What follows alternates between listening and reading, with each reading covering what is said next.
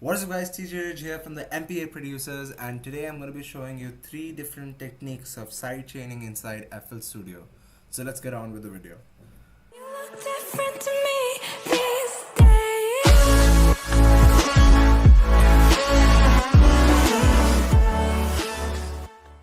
So today what I'm going to be doing here is showing you 3 separate types of sidechaining.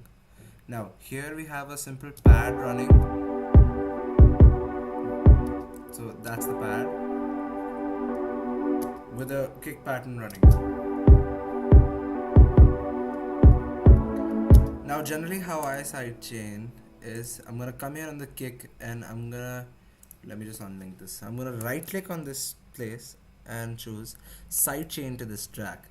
And what that's gonna allow me to do is go to my mixer and I'm gonna come here, enable the fruity limiter, or you can just replace it with a fruity limiter.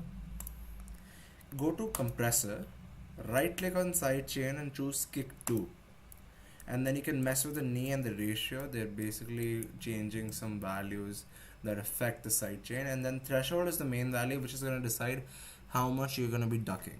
So if I play the audio here, you can see that I'm ducking that much. The lower I go with the threshold, the more I start to duck. So right there is somewhere fine for me, so I'm gonna stick the threshold there, and that's how you sidechain. That's the first method of sidechaining. The second method of sidechaining is once I come to the kick, I'm gonna come here and I'm gonna add a fruity peak limiter to it. And here I have just messed up with the base value, and that just allows me to have my faders here. And all I'm gonna do is right click here on the fader. I'm gonna link it to the controller, and I'm gonna come here, choose peak controller of the fruity peak controller kick 2, and choose inverted. And after that happens, I'm gonna say accept. I'm gonna enable the fruity peak controller, and that is going to allow me to mess with anything I link to this controller. So all I'm gonna do is I'm gonna come here to the sidechain to the fader of the channel I want to sidechain. Right click on the track, choose link to controller, choose the fruity peak controller kick 2, and in there choose peak controller, just peak. And here I'm going to be choosing inverted, and I'm going to say accept. All that's going to do is you're going to see, so every time the peak goes higher, that means the kick hits, it's going to duck this. Now the main thing you're messing with here is the volume. You can mess with the volume to increase the level amount of sidechain, or you can just make it shorter, and the bass is going to decide how. So if you keep the full bass, that's where the standard volume is going to be, that's where the highest volume is going to be, and if you keep it like that, that's where the lowest volume is going to be. So you just want to keep it some wherever you want. I'm going to leave it right about here. So that's how I'm sidechaining. So major values that you're going to be editing is the volume.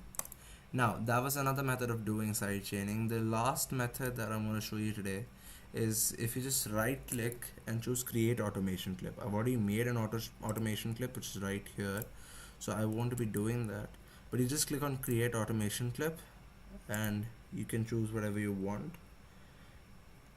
And I'm gonna choose silent volume automation clip, and I'm just gonna put it here.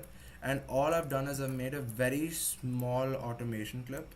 It's just that much in length, and I have just put a normal curve, and you can modify this curve to whatever you want and just put it wherever your kick hits. And all that's going to be doing is going to be doing the same thing, just you're going to have more control over it of what the fruity kick limiter does. Okay, that was my bad, sorry, because I had chosen inverted here. I'm just going to put it to default, and there we go. So that's the fourth type of sidechaining I was going to be teaching you guys today.